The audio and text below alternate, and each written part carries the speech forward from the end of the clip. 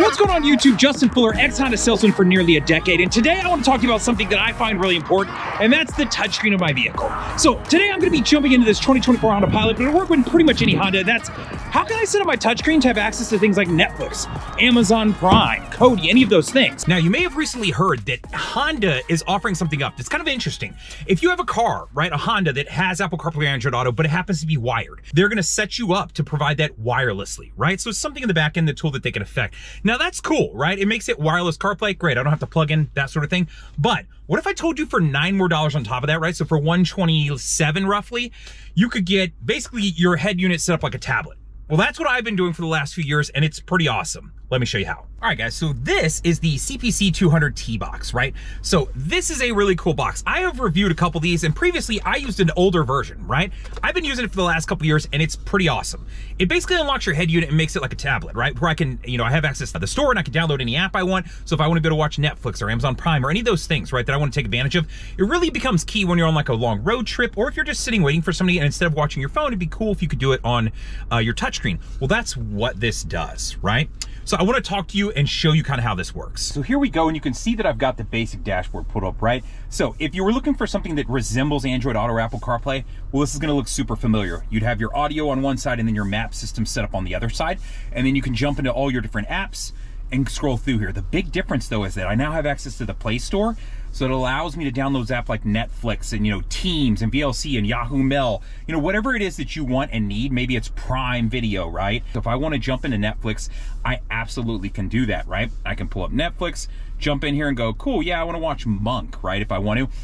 And I have access to this, right? And then I would hit play, and then it'll jump in and start moving and playing the app that I'm trying to watch. So this is super powerful in that sense, right? It gives me the ability to download any app I want, right? So it's kind of nice that you can take advantage of that to use. So I'm going to jump back out of this. So here's an example of how the split screen works on this system. So you can see that I have my Spotify, pulled up to where I could jump into a playlist that I have. And then on the other side, you can see I have my YouTube channel pulled up to where you could see I could be watching something if I want. Now, the only catch to this that I found that isn't quite as good as the previous gen is that I was able to use Netflix and split the screen on this version. I find that it doesn't allow the app to do that. So it's a little bit more particular about the apps that you can split the screen with when you're using this. The other part to this that I really like is going to be right here. When I open up apps like Spotify, typically when you're using Android Auto or Apple CarPlay, it kind of limits what you can do inside of the app. This is a little bit different. It's going to allow you to access the full version of the app, much like if you were on your desktop computer, right? So if I jump in here and I go, okay, I want to select specifically this artist, and then I want to say, okay, well, show me their most recent songs that are, their most popular songs, show me their popular releases, show me their discography, allow me to go to music that sounds like them, all these different things, this is going to exist in here. I really like that. Now, the other part to this is I can run searches, right? Now, you can run searches in Apple CarPlay and Android Auto, but the difference is here I can type it in versus having to use the voice command, which, don't get me wrong, you can still use the voice command here if you want, but it's nice to be able to type it in or have the passenger just type something in versus trying to say it and hoping that it'll pick it up correctly, right? Because we've all sit there and said something 5 and 6 times and it just absolutely cannot get it for some reason. There are a couple things that I like and dislike. Now, first off, moving through, scrolling through, looking through all of this, just the way that you can touch and use it is way better than the previous generation I have. Now, the second part to that I'll talk about as far as positives go is that now it will update itself, which is really helpful because in the previous versions of this setup, right, the CPC 200, I have the previous generations, you had to update it yourself, right, whether it be Android or the app, so it could be sometimes a struggle, and if you didn't do it correctly, then some of the apps wouldn't open and work correctly. With that said, when I was using that, I couldn't get Teams or Outlook to work on my previous version. This one it does. So I found that it's a little bit more compatible because I'm able to keep up with the latest version of Android to allow these apps to all work, right? So updating it, it's right there. It'll check for updates anytime I need it to. So very helpful in that sense. If I want to download something, I can jump into the Play Store, simply go search for the app that I want and download it into my system, right? Now, I'm specifically using one of their lower models as far as RAM and storage, but I don't find that I need a lot of extra storage. Now, it does have a place to plug in, so if you wanted to upload like a bunch of your own photos or whatever to make your background, you absolutely could, right? So no big deal there. Understand that you can still customize this and kind of change the backgrounds and do different things. One thing that I really do like that they've changed on the newer version is the settings. The settings used to be, I'm not gonna lie, a disaster in the previous generations. It was kind of hard to work through. Now they've made this, it's nice and clean, it's nice and easy to use.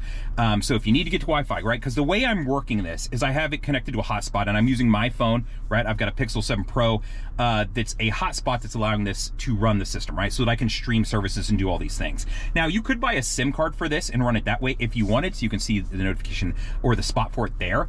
You just stick it into the box. It's just not something I've done. I don't mind using my phone as a hotspot. One thing I like and dislike about the hotspot is if I have it on and I walk out to the car, typically this one, I'd say 90% of the time will automatically connect up and get rolling, right? It'll automatically connect, so it did this time.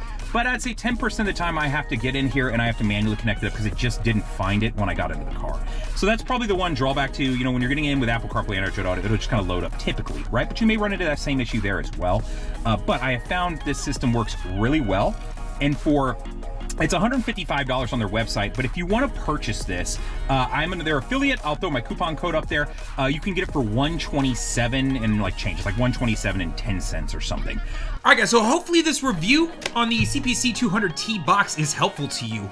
Obviously, as someone who's owned the previous gen and now trying out the new one, I've learned some positive and negative, but along the way, I could say for $155 without my discount, and then after my discount code, $127, this is way worth it. You've only got to take one long road trip to use this thing to be like, man, that just made life a lot better. I wasn't in the car for hours hating my life. I want to actually do a couple things. One, I hope you'll press like on this because you enjoy the way I present the content. Two, I hope you leave a comment. If you have questions about this, I'd be more than happy to help answer as much as I can. Or if you just want to share your thoughts on something, go ahead and leave a comment. Third, I hope you'll subscribe to the channel so when I make other videos and reviews on things like this and Hondas in general, you will get those. And then four, I hope that you'll share the video, man. If you've got a friend who's been looking for something, or you've got some friends you're like, man, I think something like this might actually be up in your wheelhouse, I hope that you'll share them. Other than that, like, comment, subscribe, all the things. Later, guys!